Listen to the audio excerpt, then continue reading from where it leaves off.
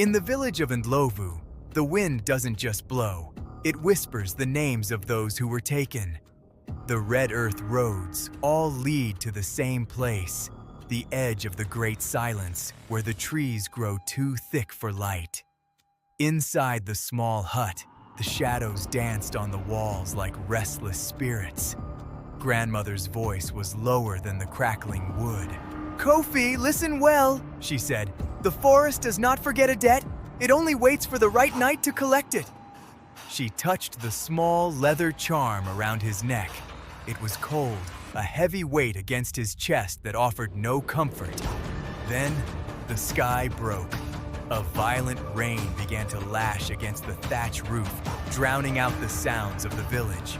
Doors were bolted, ancestral prayers were hurried.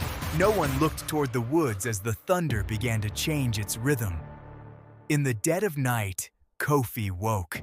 Not to the thunder, but to a pulse, a deep, vibrating boom coming from the trees. The sound was ancient. It felt like a heartbeat rising from the earth itself, calling his name through the storm. He moved like a sleepwalker. The latch clicked, and the cold rain bit into his skin as he stepped into the mud.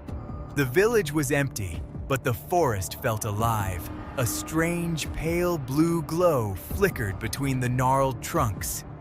Deep in the thicket stood the great baobab. Its roots looked like twisted limbs reaching for the throat of the sky.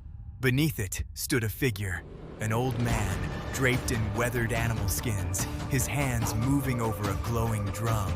When he looked up, there was no soul left in his gaze. His eyes were pale, milky white, reflecting the lightning above. Behind him, the shadows shifted. Dozens of figures stood motionless, villagers who had vanished years ago, their faces blank and gray. The man leaned in close. His breath smelled of damp earth and old rot. "Your family owes a story, little one," he rasped. The drum began to beat faster, a frantic gallop that vibrated in Kofi's bones. The shadows began to move forward. Kofi stumbled back, but the forest floor felt like hands pulling at his feet. The debt was being claimed.